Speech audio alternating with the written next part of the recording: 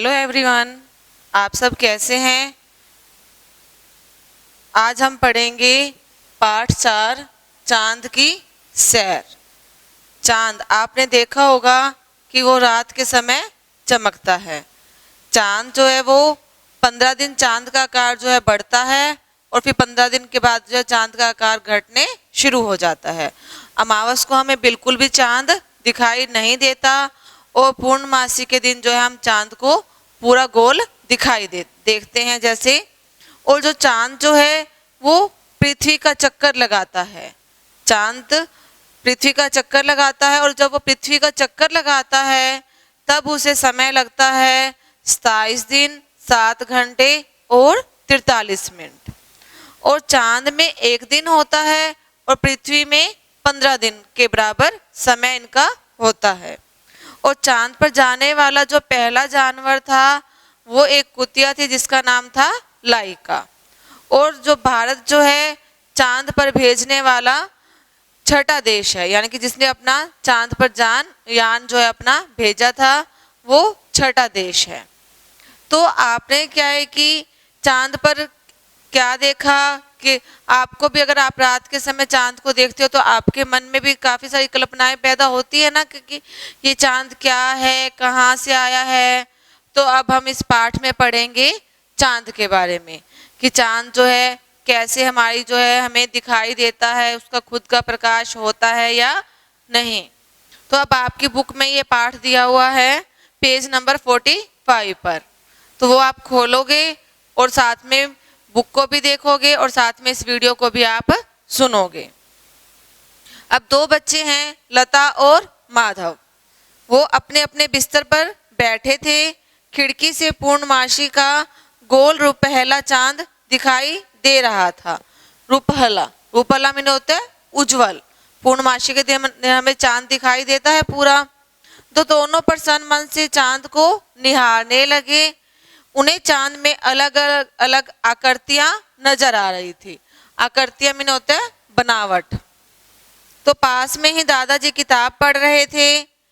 तो दादाजी चांद पृथ्वी से कितनी दूर है, माधव ने सिर खुजाते हुए पूछा। देखो, अगर हम किसी चीज के बारे में देखते हैं तो हमारे मन में प्रश्न पैदा होते हैं। तो इसी तरह से जो लता और माधव थे वो चांद को देख रहे थे चांद को ध्यान से कि उनमें अलग अलग तरह की जो है आकृतियां या बनावट बनी हुई है। तो वो अब दादाजी से पूछते हैं कि जो चांद है वो पृथ्वी से कितनी दूर है। तो 2 लाख मील से भी आगे है। यदि कोई दिन रात लगातार चलता रहे तो चांद तक पहुंचने में कितना समय लगेगा, जानते हो। अब सवाल पूछने की बारी दादाजी की थी। माधव और लता दोनों एक दूसरे का मुंह ताक देखने लगे। दादाजी ने कहा लगभग 219 वर्ष लगेंगे। तभी दादी जी की आवाज सुनाई पड़ी। वे सबके लिए बेसन के लड्डू लाई थी। अब देखो, अब दादाजी जो है वो प्रश्न पूछ रहे हैं कि जो चांद है वो पृथ्वी से 2 लाख मील से भी आगे है। अगर कोई व्यक्ति हम दिन रात लगातार चलते रहें तो आप जानते हो कि उसे पहुंचने में कितना समय लगेगा। तो वो कहते हैं कि लगभग जो है हमें 219 वर्ष लग जाएंगे चांद तक पहुंचने में। तो ये दोनों तीनों अभी आपस में बातचीत कर रहे थे, लता, माधव और दादाजी। उनके आपस में चांद के बारे में। इतनी देर में जो उनकी दादी है वो बेसन के लड्डू लेकर आ जाती है। अब दादाजी होते हैं वो उन्होंने बात आगे बढ़ाई और बताया कि चांद जो है रात में रोशनी देता है, लेकिन बच्चों उसके पास स्वयं की रोशनी नहीं है, वह तो सूर्य के प्रकाश से ही चमकता है। अब दादाजी बच्चों को बता रहे हैं चांद के बारे में कि जो चांद का खुद का जो है प्रकाश नहीं होता, वो सूर्य के प्रकाश से ही चमकता है। अच्छा दादाजी, चांद बड़ा है या हमारी पृथ्वी, लता ने उत्सुकता से पूछा। उत्सुकता में होता है जानने की इच्छा। अब देखो, उनके मन में चांद के प्रति अनेक प्रश्न हो रहे हैं। तो वो प्रश्न पूछ रहे हैं कि कौन बड़ा है, चांद बड़ा है या हमारी पृथ्वी बड़ी है। तो अब क्या है कि उसके दादाजी उसे बताते हैं कि चांद बहुत छोटा है, हमारी पृथ्वी जो है वो चांद से 81 गुना बड़ी है। देखो, पृथ्वी बड़ी है और चांद जो है वो छोटा है। तो दादाजी, मुझे चांद पर कुछ पेड़ दिखाई दे रहे थे, क्या चांद पर हमारी पृथ्वी की तरह पेड़ पौधे हैं? माधव ने लड्डू मुंह में डालते हुए पूछा। चांद पर पेड़ पौधे नहीं हैं, पशु पक्षी भी नहीं हैं। पता है क्यों? क्योंकि वहाँ हवा नहीं है। चांद पर हवा न होने से हम किसी तरह की आवाज भी नहीं सुन पाते, लगता है जैसे बहरे हो गए हों, दादाजी ने बताया। अब दादाजी, बच्चे पूछ रहे हैं कि अगर हम चांद को ध्यान से देखते तो हमें ऐसे लगता है कि चांद के अंदर जो है पेड़ पौधे हैं। तो वो पूछ रहे हैं कि पेड़ पौधे होते हैं कि चांद के अंदर? तो दादाजी कहते हैं कि ऐसा नहीं होता है, क्योंकि हमें पेड़ पौधों के लिए क्या है कि हवा की आवश्यकता पड़ती है, लेकिन चांद पर जो हवा बिल्कुल भी नहीं है। तो वहाँ पर जो है हवा नहीं है, इस कारण हम जो है वहाँ पर कुछ भी नहीं सुन पाते हैं। तो दादाजी उन्हें चांद के बारे में बताते हैं। तो अब बच्चे प्रश्न पूछते हैं कि फिर क्या है चांद पर? पेड़ पौधे भी नहीं है, हमें दिखाई देते हैं। अब लता पूछ रही है कि क्या है चांद पर? अब जो दादाजी बता रहे हैं कि चांद की जमीन पर बहुत सी दरारें और गड्ढे हैं, क्योंकि चांद की जमीन ज्वालामुखियों से बनी है। ज्वालामुखी क्या होते हैं? ज्वालामुखी कि जिन पर जो है गरम गरम जो है पर्वतों से आग निकलती है, उसे हम बोलते हैं ज्वालामुखी। और वो कहते हैं कि एक मजे की बात और बताऊं मैं आपको कि चांद पर 15 दिन तक लगातार जो है दिन रहता है और 15 दिन तक रात। फिर तो वहां मजे से खूब सो सकते हैं, दोनों बच्चे चहकते हुए बोले। अब दादाजी जो हैं वो चांद के बारे में बता रहे हैं कि चांद पर पेड़ पौधे नहीं है, बहुत सारी दरारें और गड्ढे हैं, वहां पर जो है गर्म आग जो है निकलती है। और वो बताते हैं, अब दादाजी बताते हैं कि चांद पर 15 दिन जो है वो अंधेरा रहता है और 15 दिन जो है वो वहां पर दिन होता है।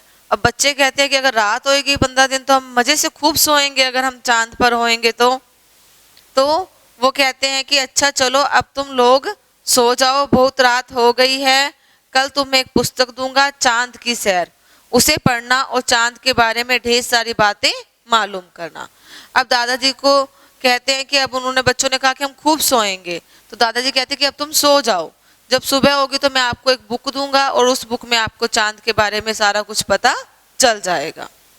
तो दादाजी ने दोनों को चादर ओढ़कर सुला दिया।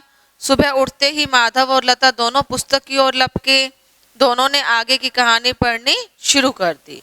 अब देखो, अगर हम बच्चों को जो काम रात को कह के सोते हैं तो बच्चे सुबह उठते वही काम करते हैं। तो इसी तरह से माधव और लता थे, वो दोनों रात को सो गए।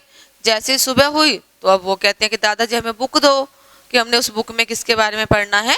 चांद के बारे में। तो अब चांद पर गुरुत्वाकर्षण शक्ति बहुत कम है। गुरुत्वाकर्षण शक्ति यानी कि धरती को अपनी ओर आकर्षित करने की शक्ति बहुत कम है। अब यह कौन सी शक्ति है?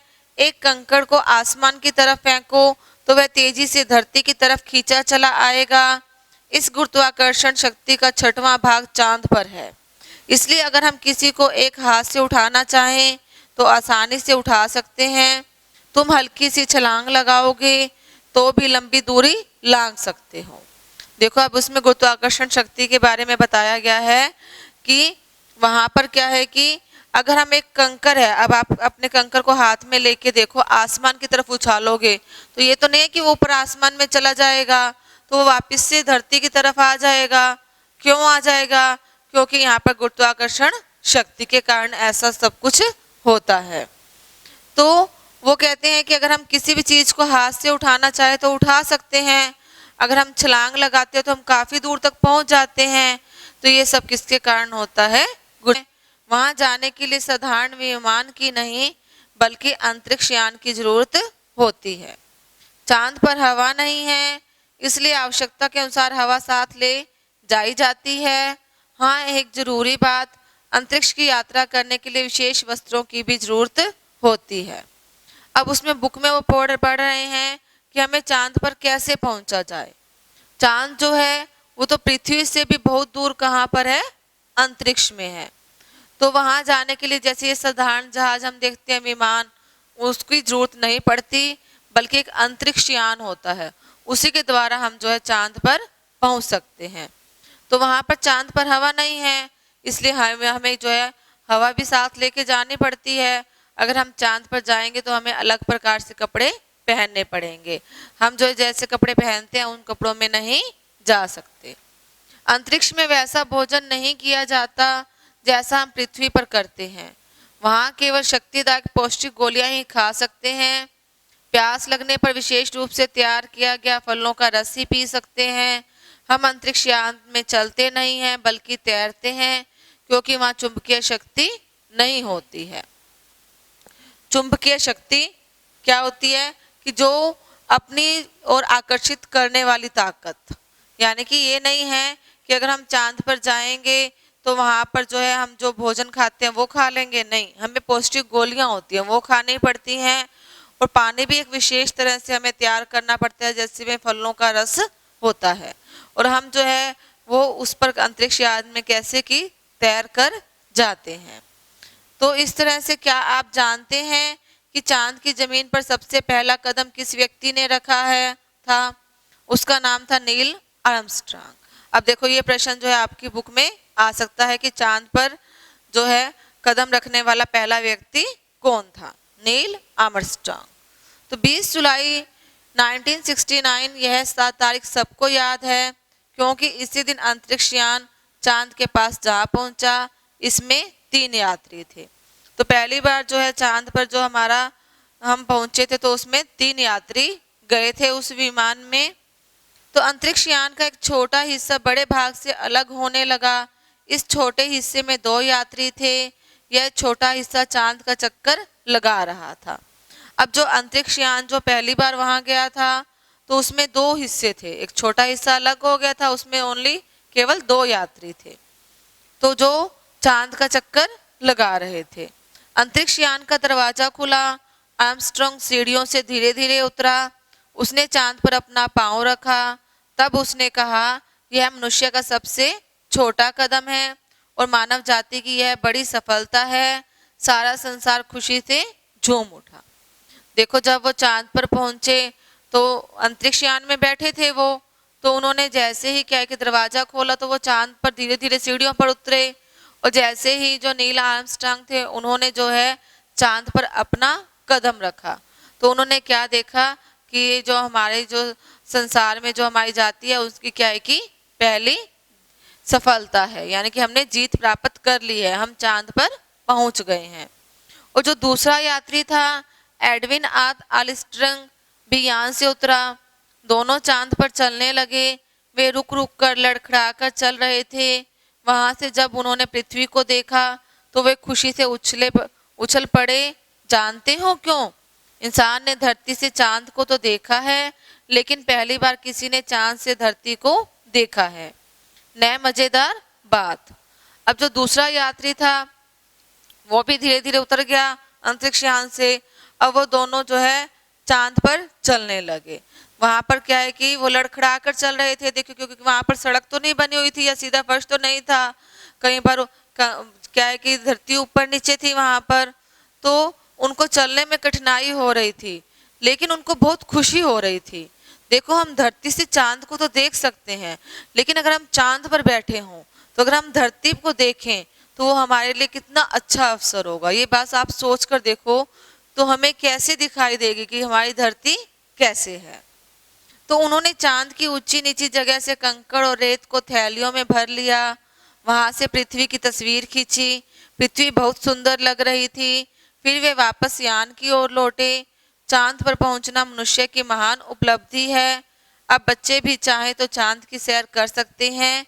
क्या तुम चलोगे चांद की सैर करने? अब उन्होंने देखा कि चांद पर जाकर क्या थे, वहां पर कंकड़ रेत ये सब चीजें थी, तो उन्होंने वहां पर एक थैलियों में वो चीजें भर ली ताकि पता चले कि हम चांद पर होकर आए हैं और चांद से हम ये चीज लेकर आए हैं।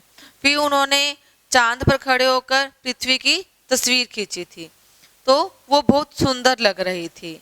फिर वो वापस जो है अपने यान की ओर लौट पड़े, क्योंकि वहां पर रहना मुश्किल था, वो रह नहीं सकते थे। तो चांद पर पहुंचना क्या है कि मनुष्य की एक महान उपलब्धि थी। अब आपके मन में भी क्या है कि चांद पर जाने की जिज्ञासा उत्पन्न हो रही होगी। तो इस तरह से जो है अब आप लोग बच्चे भी हैं जो चांद की सैर कर सकते हो। तो अब हमने पाठ पढ़ा चांद की सैर। इसमें क्या है कि हमने पूरी तरह से चांद के बारे में पढ़ा है, जिससे आपको इस पाठ की समझ आ गई होगी। अब इसमें है पाठ के आधार पर सही या गलत का चिन्ह लगाइए कि अंतरिक्ष में हवा नहीं है, सही या गलत, ये आपने पाठ पढ़कर ही अपने आप स्वयं इन पे लगाना है निशान। अंतरिक्ष में हम आराम से खाना खा सकते हैं, खा सकते हो अंतरिक्ष में? नहीं खा सकते ना। चांद पर जाने वाले पहले व्यक्ति नील आर्मस्ट्रॉन्ग थे। चांद पर 15 दिन उजाला और 15 दिन अंधेरा रहता है, हमने ये लाइनें पाठ में पढ़ी थी ना। और पृथ्वी चांद की तुलना में 81 गुना बड़ी है। तो इन पर आपने सही और गलत का निशान लगाना है। उसके बाद है उचित विकल्प पर सही का चिन्ह लगाइए कि लता और माधव कहाँ बैठे थे। तो जब बिस्तर पर बैठे थे, जमीन पर बैठे थे या छत पर बैठे थे? जब वो चांद को देख रहे थे तो वो कहाँ बैठे थे? पृथ्वी चांद से कितने गुना बड़ी है, ये हमें अभी हमने पाठ में पढ़ा था। तो इसमें हमारे पास 3 ऑप्शन दिए हुए हैं, 70 गुना, 81 गुना या 100 गुना। दादाजी ने बच्चों को पढ़ने के लिए कौन सी पुस्तक दी थी? चांद की सैर, सूर्य की सैर या मंगल की सैर। इन तीनों पुस्तकों में से जो पुस्तक दी थी दादाजी ने, उन पर आपने टिक मार्क करना है। अंतरिक्ष में कितने यात्री थे? 1, 2, 3। आगे है दिए गए प्रश्नों के उत्तर कॉपी में लिखिए। चांद की अपनी रोशनी नहीं होती तो वह कैसे चमकता है? देखो हमने पाठ में पढ़ा था कि चांद की खुद की रोशनी नहीं होती है, तो वो कैसे चमकता है? तो वो सूर्य के प्रकाश से चमकता है चांद। तो इस तरह से इन प्रश्नों के उत्तर आपने कॉपी पर लिखने हैं। चांद पर पृथ्वी की तरह पेड़ पौधे व पशु पक्षी क्यों नहीं होते? पृथ्वी पर देखो पेड़ पौधे पशु पक्षी होते हैं, लेकिन चांद पर क्यों नहीं होते? क्योंकि क्या है कि वहां पर हवा नहीं होती है। अंतरिक्ष यात्री आर्मस्ट्रांग ने चांद पर पहला कदम रखकर क्या कहा? उन्होंने जब पहला कदम रखा था तो उन्होंने क्या शब्द बोले थे? ये हमारे पाठ में दिया हुआ है। पाठ पढ़कर आप इसका उत्तर स्वयं लिखेंगे। अंतरिक्ष यात्री आर्मस्ट्रांग और एडविन खुशी से क्यों उछल पड़े? देखो हम पहली बार अगर हम कहीं कोई नया काम करते हैं तो हमें खुशी हो जाती है। तो इस तरह से उनमें जो है दोनों में खुशी हो गई थी, क्योंकि उन्होंने क्या किया था कि चांद पर पहला कदम रखा था, अगर इसलिए वो खुशी से हो गए थे। तो इस तरह से इन प्रश्नों के उत्तर जो है आपने अपनी कॉपी में लिखने। अब हम पढ़ेंगे विलोम शब्द के बारे में कि विलोम शब्द किसे कहते हैं। ऐसे शब्द जो एक दूसरे का विपरीत अथवा उल्टा अर्थ देते हैं उन्हें विलोम शब्द कहते हैं।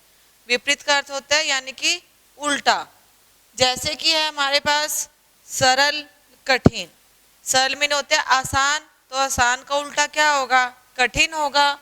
इस तरह से देखो इसमें दिया हुआ है हानि, लाभ। जैसे कि हमें किसी भी हम कोई काम करते हैं उसमें हमें हानि होती है या लाभ होता है, तो ये हानि का उल्टा जो दिया हुआ है लाभ है। इसी तरह से विलोम शब्द क्या होता है? जो एक दूसरे का उल्टा अर्थ देते हैं। तो जैसे हमने पाठ पढ़ा था चांद की सैर, तो उसमें हमने लिखा हुआ था कि 15 दिन वहाँ क्या होता है कि उजाला होता है और 15 दिन अंधेरा होता है। तो उजाला का क्या आएगा? अंधेरा। तो इसी तरह से जो है आपकी बुक है उसमें आपके जो ये विलोम शब्द दिए हुए हैं, इन विलोम शब्द को आपने ध्यान से पढ़ना है और याद करना है। उसके बाद इसमें हमारे पास दिए हुए हैं आओ करें 4 में। तो इसमें जो हमारे पास जो है कुछ ऑप्शन दिए हुए हैं, उनमें से आपने विलोम शब्द को चुनकर लिखना है। जैसे कि प्रकाश है तो इसका क्या आएगा? कम, अधिक। तो इस तरह से आपने जो उनको पहले आप लर्न करोगे विलोम शब्द को, उसके बाद आप बुक में ये काम करोगे। उसके बाद आओ करें 5 में कि सही विकल्प विलोम शब्द लिखकर वाक्य पूरे कीजिए। जैसे कि हमारे पास दिया हुआ है कि पास ही एक झील थी और थोड़ी डैश पर एक पहाड़ी। तो पास का अर्थ क्या होता है? दूर। तो इस तरह से आपने ये वाक्य पूरे करने हैं। तो आपने इन विलोम शब्दों को ध्यान से पढ़ना और समझना है। अब हम पढ़ेंगे प्रविशेषण के बारे में। प्रविशेषण के में पढ़ने से पहले आपको पहले विशेषण के बारे में पता होना चाहिए कि विशेषण किसे कहते हैं, तभी आपको प्रविशेषण के बारे में समझ आएगी। तो विशेषण किसे कहते हैं? जो शब्द संज्ञा या सर्वनाम की विशेषता बताते हैं उन्हें हम क्या कहते हैं? विशेषण।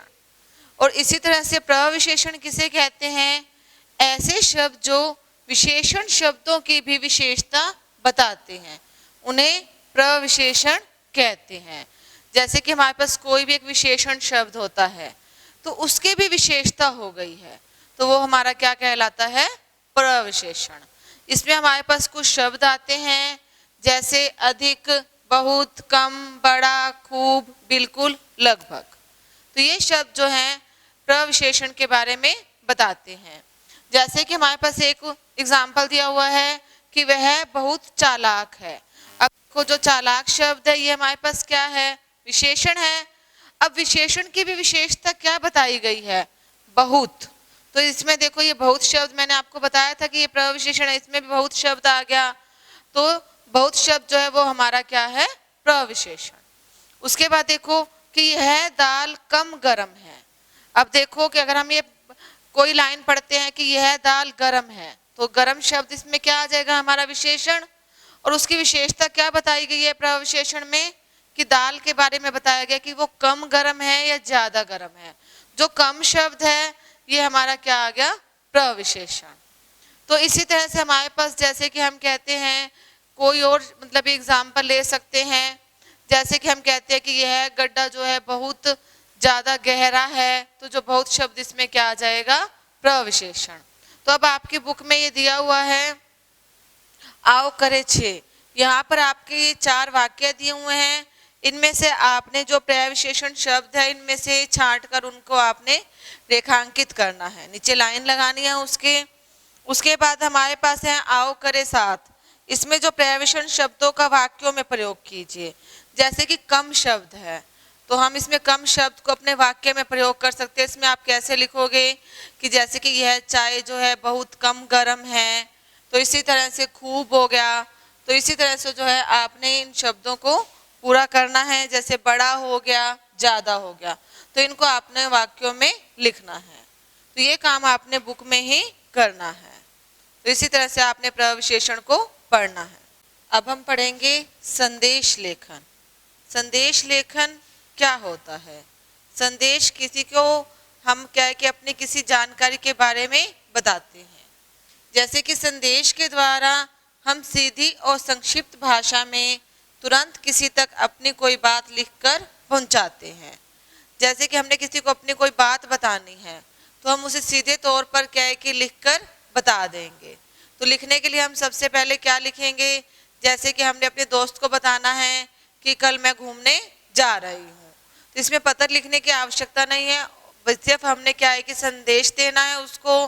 तो इसमें हम सबसे पहले जो है तारीख डाल देंगे, उसके बाद हम समय लिख देंगे और उसके बाद अपने दोस्त के बारे में बता देंगे कि जैसे कि मैंने कल दिल्ली घूमने जाना है इसलिए मेरे पास जो है वो समय बहुत कम है, तो आपको जो भी काम करना हो वो जल्दी से कर लीजिए। उसके बाद जो है नीचे अपना नाम लिख देंगे। तो ये हमारा होता है संदेश लेखन।